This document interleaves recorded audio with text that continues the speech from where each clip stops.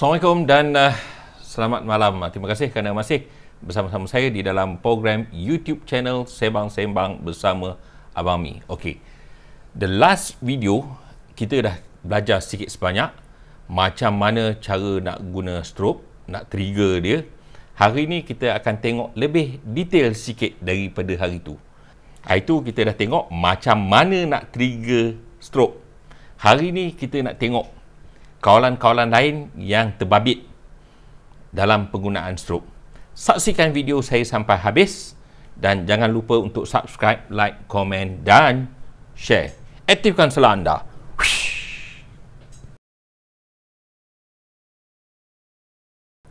Okey, terima kasih rakan-rakan. So, hari ini saya nak menceritakan 4 perkara. First is about the guide number. Yang kedua adalah parameter-parameter yang kita selalu guna sewaktu mengambil gambar. Dan saya nak ceritakan sikit pasal sync shutter speed. Dan last is about the application. Okay, first kita tengok pasal guide number. Apa yang dikatakan dengan guide number? Guide number ni is satu nombor rujukan yang merujuk kepada kekuatan flash tersebut. Okey, saya bagi contoh. Tengok saya punya calculation ni. Right? Okey, guide number adalah distance kali dengan f-stop. Jadi kalau you nak tahu sesuatu f-stop ni, you kena tengok f-stop is equal to guide number you divide by distance. Saya ambil satu contoh. Dengan menggunakan ISO 100, guide number satu flash tu katakan 24. So kan, kalau you nak menentukan berapa dia punya bukaan aperture dia, so apa you buat? F. Okay, guide number katalah tadi kita kata 24. Okay, let's say distance dia is about 2 meter. Okay, you divide by 2, you akan dapat 12. 12 ni menghampiri kepada F11. So, you pakailah aperture F11. Dia bergantung kepada jarak. Okey, misal kata, saya bagi satu lagi contoh. Katalah distance dia adalah 4 meter. Alright? Guide number dia masih lagi sama 24. Okey, jadi contoh dia, kalau you nak tentukan dia punya f-stop dia, jadi guide number tadi 24, you bahagi dengan distance dia 4 meter, you akan dapat 6. So, yang paling dekat dengan 6 adalah F5.6. Kan? So, itulah yang you akan pakai. Jadi, dekat sini, guide number ni kan, adalah sesuatu nilai yang mempamerkan ataupun menunjukkan kekuatan sesuatu flash tu. Kalau guide number tu lagi tinggi, contohnya 36, okey, kita ambil katalah contoh dia, you nak tentukan f-stop kan, adalah you bagi guide number, you bahagi dengan distance. Okey, katakan distance guide number you adalah 36. Distance you berapa banyak? Katalah distance you 3 meter. So you divide by 3, you akan dapat 12. So f-stop you adalah kan, lebih kurang ke 11 lah. Lebih kurang macam tu. So, itu pentingnya you kena tahu you punya guide number. Okey. Jadi kan, guide number ni, dia punya distance tu adalah merujuk daripada source of light tu kepada subjek. Dia bukan merujuk kepada jarak daripada kita punya kamera ke subjek. Tapi daripada source of light tu, daripada kita punya strobe ke subjek. Itu yang kita ukur, dia punya distance dia. Dan apa kaitan shutter? Shutter tak ada peranan di sini. Shutter ni just sebagai kawalan untuk you nak control you punya background. Sama ada you nak cerahkan background you ataupun you nak gelapkan you punya background you. Kalau you nak cerahkan background you, you gunakan shutter speed yang slow. Kalau you nak gelapkan background you, apa you buat? You gunakan shutter speed yang laju supaya bila kurang cahaya yang masuk, gambar you akan jadi slightly gelap. Kan? Tapi apa kaitan dia dengan yang flash tadi? Kalau kita gunakan aperture yang kecil, kan, kalau kita gunakan flash tu, gambar kita tak gelap ke? Itu yang membezakan. Kita menceritakan ada dua benda. Satu is normal exposure kita, satu lagi is a flash. Flash ni ataupun strobe, dia punya f-stop tu bergantung kepada jarak. Tak ada kena mengena langsung dengan shutter speed. So ingat tu, untuk strobe, shutter speed tu hanya untuk nak control background. Sama ada you nak gelap ataupun you nak cerah. Untuk you punya subjek you is bergantung kepada f-stop, kan? Dan distance dia. Right? Okay. Nanti kejap lagi saya akan jelaskan lagi. Right. So, biasanya lah kalau kita nak ambil gambar, apa selalunya dia punya apa yang biasanya kita nak? Berapa kita nak dia punya ISO? Kita nak set berapa? Aperture kita nak set berapa? Dia punya shutter kita nak set berapa? Selalunya lah kalau kita buat product shot ataupun bila kita mengambil gambar model, selalunya kita nak pakai ISO 100 kalau ada. Kalau tak ada, kita pakailah yang atas sikit, ISO 200. Kalau ada ISO 100, kita nak pakai ISO 100. Aperture selalunya kita nak pakai f8. Kenapa kita nak kena pakai f8? Sebab kita nak dia punya depth of field tu. Kita nak hidung dia terfokus, kita nak bibir dia terfokus, kita nak mata dia crystal sharp, kan? Kita nak telinga, rambut dia apa semua, kita nak sharp. Sebab tu kita pakai f8. Kita tak mau depth. Depth tu apa-apa in between yang belakang daripada tu, bram, biarkan dia. So apa yang kita buat kalau kita nak depth, dekat belakang tu kita buat spacing. Jadi kita selalu set ISO kita nak 100. Aperture kita nak pakai f8. Dan shutter speed kebiasaan kita pakai 1/125 ataupun bergantung, kan? Shutter speed ni kita boleh adjust. Kalau kita nak gelapkan background, kan, kita increase dia punya speed. Kalau kita nak cerahkan dia punya background, kita slowkan shutter speed supaya cahaya masuk tu lebih banyak. Alright. Tapi kadang-kadang ada juga keperluan. Kadang-kadang kita tak nak pakai shutter speed 1/125. Mungkin kita nak pakai lain. So, macam mana punya lain? Okey, ni yang kita nak bincangkan. Okey. Shutter speed ni, dekat kita punya kamera, dia ada satu benda yang you all kena tengok. You kena tengok shutter speed sync. Berapa shutter speed sync you? Setiap kamera mungkin dia tak sama. Ada kamera yang shutter speed sync dia 1/60 saat. Ada setengah 1/125 saat. Ada setengahnya 1/200 saat. Ada setengahnya 1/250 saat. Dia bergantung. So, kenapa dia jadi macam tu? Okey, I nak explain sikit. Flash punya cahaya ni, dia laju. Macam kita tengok on kita punya yang video yang lepas, laju dia mungkin 1/1000 saat. Kan? Ataupun mungkin lebih laju, ataupun mungkin perlahan sedikit.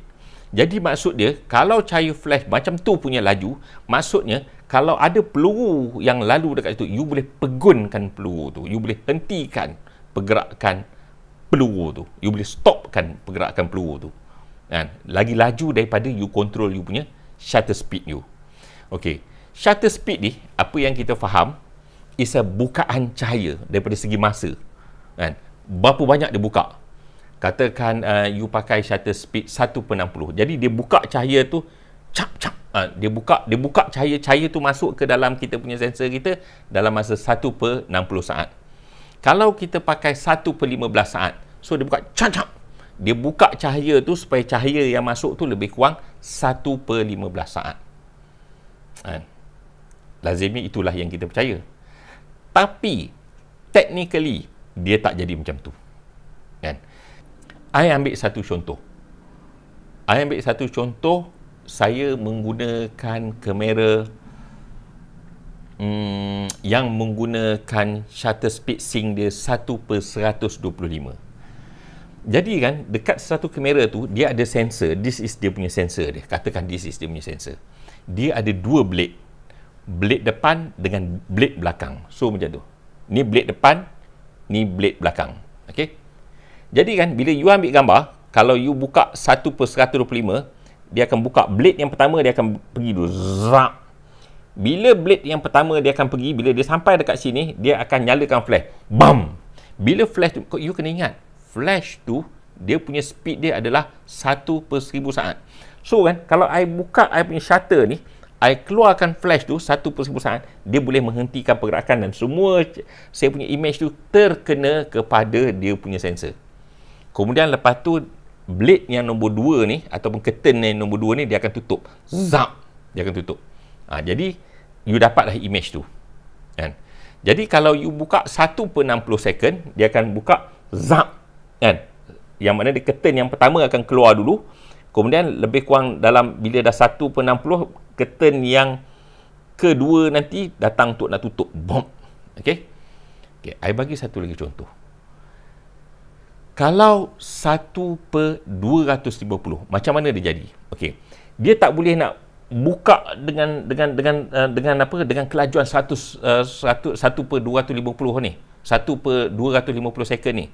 So apa yang akan berlaku? Dia akan limitkan bukaan cahaya tu. So apa yang dia buat? Dia akan close separuh daripada kemasukan cahaya. So apa dia buat? Blade tu instead of dia buka penuh, dia buka separuh. So kan, bila bila you tekan shutter dia akan buka zap. Kan? Bila dia buka, kan? Bila dia sampai dekat sini kan, you punya flash pun menyala. Bam. Bila flash you menyala, sini tutup. So sini saja separuh saja yang kena cahaya, yang sebelah ni dah kena tutup. Bila separuh kena tutup, that's why you dapat sini saja yang kena cahaya, sebelah ni tak kena cahaya. Dia ni hanya berlaku apabila you menggunakan shutter speed you melebihi daripada sync shutter speed you. Okey, I ambil satu contoh. Itu you pakai 250. Apa kata kalau you pakai 1/500 second? Okey, bila you pakai 1/500 second, dia buka suku. Bila dia buka suku, dia buka sikit je, flash you menyala. Bam. Jadi suku bahagian ni terkena flash, ada cahaya. Yang 3 suku ni dia tak ada cahaya.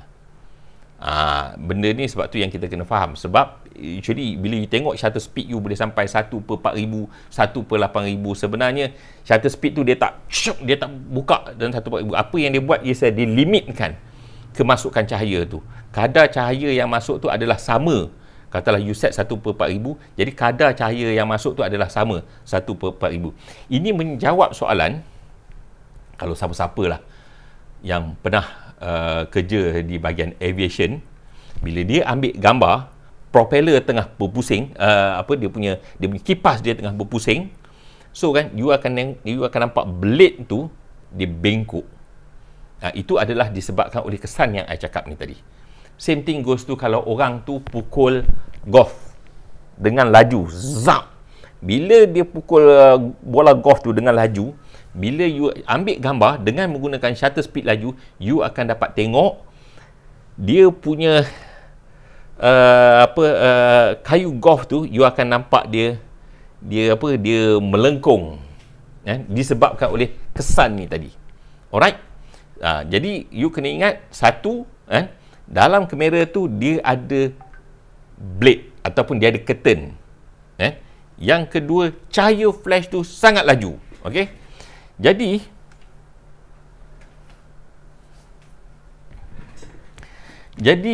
shutter ni dia sebenarnya dia melimitkan ataupun menghadkan kemasukan sesuatu cahaya terus ke dalam sensor. Alright. Jadi gara-gara ni dia menyebabkan kalau kita menggunakan shutter speed yang lebih laju daripada flash sync kita, cahaya yang kita dapat tu kita dapat separuh saja.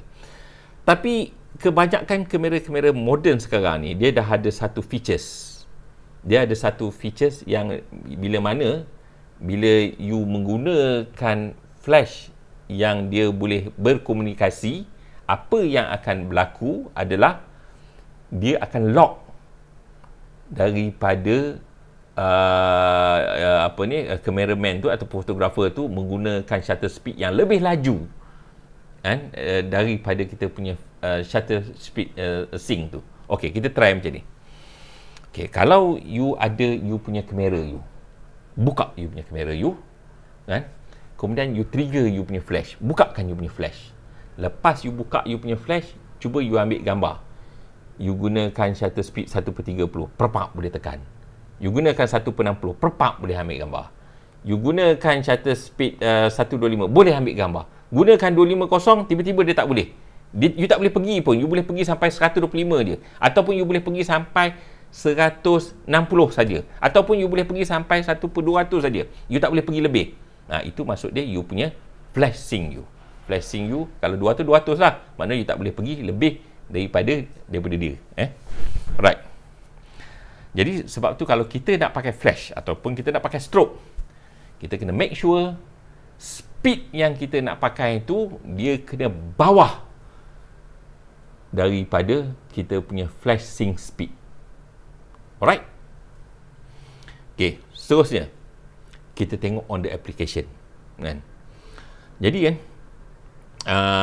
bila kita ambil gambar, especially bila kita ambil gambar underwater, guna pula kamera auto, apa yang berlaku? Apa yang kita tengok dekat belakang kita punya background, dia akan jadi cerah. Jadi gambar kita tu, kita nak tunjukkan air tu biru. So macam mana kita nak buat? Jadi apa yang you boleh buat is you kena pakai flash, you kena pakai strobe. Maknanya dia, you kena, kalau you tak pakai strobe dia tak jadi. You kena pakai strobe. Jadi bila you pakai strobe, kan strobe tu dia bergantung kepada distance. You ada, katalah you ada subjek you, katalah contoh dia, you ada subjek you nak ambil gambar, katalah you nak ambil gambar Siti Nurhaliza di dalam air. Okay, you letakkan Siti Nurhaliza dekat depan, background dekat belakang tu, let's say you nak gelapkan dia. So apa you buat kan, you naikkan dia punya shutter speed dia, you limitkan cahaya yang masuk ke dalam you punya sensor. So secara tak langsung you punya background dekat belakang dia jadi sedikit gelap. Tapi bila kita nak ambil gambar, kita tak mahu dia gelap sangat. Kalau you nampak benda tu dia gelap sangat, dia sampai dia tak ada warna, so apa you buat? You naikkan sikit dia, you slowkan sikit dia punya shutter speed dia. Bila you slowkan sikit shutter speed dia, jadi cahaya yang masuk tu lebih sikit. Bila cahaya yang lebih sikit, dia tak adalah dia gelap sangat. So you kena control. Jadi kan, kalau you menggunakan kamera yang paling popular, Olympus TG6 misal katakan. Okay, kalau you gunakan kamera Olympus TG6 tu, you tengok dekat you punya kamera you, di sebelah kanan atas dia ada satu knob yang you boleh pusing. It's a exposure compensation. So apa you buat dekat exposure compensation tu, you boleh negatifkan dia. Jadi kalau you nak background dekat belakang tu you nak gelap, you you setkan negatif 1. Ataupun kalau dia tak cukup gelap, you setkan lagi 1.5. Tak cukup gelap lagi, you set ke 2. Tapi kalau katalah you set 2 tu terlalu gelap, you buka sikit 1.7. Gelap lagi, you buka lagi 1.3 kan. Ataupun gelap sikit, you katalah you nak cerahkan sikit, you setkan negatif 1. So macam tu. So you setkan kepada negatif. Jangan positif, negatif, supaya kita boleh retain color air dekat belakang tu. So macam mana you nak control is kalau you pakai TG6, you control dekat situ. Okay, kita tak mau dekat background dia gelap sangat dan kita tak mau dia cerah sangat. Okay, kalau you pakai kamera macam you pakai Canon G11 kan, so you tak ada this kind of features. So kalau you nak buat macam mana? Boleh juga. So apa yang you buat, you increase dia punya shutter speed untuk you nak gelapkan belakang. Tapi dia punya satu syarat dia, you kena guna strobe. Dan satu lagi aplikasi, ramai orang bila dia ambil gambar, dia menggunakan TG6. Dia ambil gambar, dia ada strobe, dia ada duit nak beli strobe, dia beli strobe. Dan bila ambil gambar muka orang tu dia jadi biru. Kalau kawan tu pakai rash guard warna putih, rash guard dia pun jadi biru. Kenapa benda tu berlaku? benda tu berlaku disebabkan oleh cahaya tu tak sampai. Bila cahaya tu tak sampai, itu yang jadi biru. Jadi macam mana kita nak buat? Okey, kita rapat, kita dekatkan. Selalunya kalau siapa-siapa yang guna Ainon D200 misal katakan, tips yang selalu saya pakai adalah jarak antara stroke dengan subjek tu jangan bagi lebih daripada satu panggil apa? Depa. Satu depa itu. Ni setengah depa. Jangan bagi dia this is jarak dia. Lebih kurang dalam 3 kaki ataupun 1 meter. Jadi kan, kalau kita nak ambil gambar pada jarak tu, pakai pula standard lens, tobat tak dapat. Mungkin dapat muka saja, badan tak dapat. Jadi macam mana nak dapatkan supaya kita dapat muka, dapat badan, dapat dia punya kaki dengan fin dia? That's why kita gunakan wide angle lens. Okay? Wide angle lens ni membenarkan kita untuk ambil gambar dengan subjek tu dekat dengan subjek. Jadi bila kita ambil gambar tu, mungkin kita dengan subjek tu lebih kurang dalam 1 meter saja ataupun 3 kaki. Jadi pada jarak tu kita ambil dengan menggunakan wide angle, kita boleh ambil start daripada dia punya kepala dia sampai ke fin. Jadi bila kita berada pada jarak lebih kurang 1 meter tu, kita gunakan stroke, cahaya stroke tu sampai sebab dia dah dekat. Tapi kalau kita duduk jauh, kita katalah kita pakai lens biasa, tak pakai wide angle punya lens, you nak ambil gambar, ada nampak kepala sampai ke kaki, so you stay jauh. Bila you stay jauh, you dalam frame you nampak kepala, nampak badan, nampak kaki. Tapi bila jauh, you tekan gambar, bam, flash tu tak sampai. Bila flash tu tak sampai, of course dia jadi biru. Jadi kalau nak main dengan dengan stroke, nak bagi nampakkan color-color. Contoh dia kan, katalah you tengok bila you dive you nampak si fan tu you nampak dia jadi warna putih. You nampak warna cerah. Tapi sebenarnya dia bukan, dia ada color. Si fan ni dia ada color oren ataupun kemerahan. Jadi apa you buat, kalau you pergi ambil gambar menggunakan wide angle lens ni, you maintain dia punya jarak dia lebih kurang dalam 1 meter, bila flash you keluar, bam, you dapat rakam dia punya warna si fan tu. You dapat tengok warna oren, warna merah, you dapat tengok. Sebab tu pentingnya wide angle lens ni bila kita nak ambil gambar. Sebab tu cuba tengokkan kawan kita punya gambar, bila dia ada wide angle, gambar dia dapat cerah. Dia ambil gambar pada jarak yang dekat. Kalau dia pakai rash guard warna putih, dia dapat putih. Kalau muka dia cerah, dapat tengok muka dia cerah. Muka dia kuning langsat ke apa. Tak ada muka dia nampak pale, warna biru, ataupun nampak hijau. That's why pentingnya kita menggunakan stroke dan kita menggunakan wide angle lens. Alright? Bila kita nak menggunakan stroke, I recommend, this is saya punya petua saya sendirilah, you kena check dia punya distance between you punya stroke dengan you punya subjek tu. You kena tengok. Jadi you, kalau boleh you hafal. Contohnya lah, macam mana kalau I ambil gambar clownfish.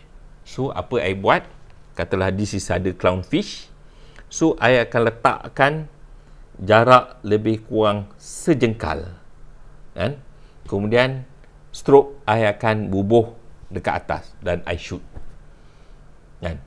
Itu adalah I punya cara I untuk nak ambil gambar. Tak kisahlah apa-apa gambar yang you nak ambil. I kurang ambil gambar makro dalam underwater photography ni. I banyak dalam underwater photography ni, I banyak prefer menggunakan wide angle. I suka ambil gambar scenery, I suka ambil gambar orang, I suka ambil portraiture di dalam air. That's why I lebih prefer menggunakan wide angle. Sebab wide angle ni bila you pakai di dalam air, dia akan jadi sedikit besar. Jadi kalau you pakai fish eye di dalam air, dia akan jadi super wide angle. Jadi sebab tu di dalam air, I suka pakai 10mm, 11mm. Dia punya tu untuk mendapatkan dia punya sendiri dia. Okey, untuk nak menjelaskan lebih detail pasal lens ni, I akan buat satu video khas just pasal lens saja. Jadi untuk dalam air kan, tadi I banyak cerita pasal dalam air. Okey, kalau dekat darat, kalau I nak ambil gambar produk, I suka pakai f8. Tapi di dalam air, untuk nak dapatkan depth of field dengan komposisi cahaya yang best, I suka pakai f11. So berapa kadar aperture yang you nak pakai ni is bergantung dekat you sendiri. Masing-masing ada preferable sendirilah. Jadi the reason kenapa I tak pakai aperture f2.8 dekat dalam air, because of I tak nak background dekat belakang I tu cerah. I nak dia gelap. Jadi macam mana I nak gelapkan dia? Itulah. I menggunakan I menggunakan aperture yang kecil supaya I boleh limitkan kemasukan cahaya, supaya air yang dekat belakang tu I boleh kontrol dia punya kegelapan dia. Kalau I nak cerahkan pada subjek, apa I buat? I increase dia punya power dia pada stroke underwater. Right? Sekarang saya nak bagi satu soalan untuk kawan-kawan dekat sana fikirkan. Kalau saya nak ambil gambar portraiture kan, dekat luar, saya nak gunakan f-stop yang besar. Saya nak bagi ada bokeh. Sebab kadang-kadang kalau saya beli lens yang mahal, saya beli lens yang mahal sebab dia punya bokeh dia, mesti saya nak pakai f2.8 contoh dia. Kalau saya nak pakai f2.8, maksudnya shutter speed tu mungkin saya kena pakai lebih daripada flashing dia. So macam mana nak buat? So cuba fikir-fikirkan, bagi tahu apa dia punya solution dia. Nanti tunggukan next video, saya akan explain. So untuk mana-mana rakan yang suka kepada video saya ni, jangan lupa untuk subscribe, like, komen dan share, supaya ini akan memberi inspirasi kepada saya untuk terus menghasilkan video-video yang ada knowledge untuk kita kongsi bersama. Aktifkan selah anda.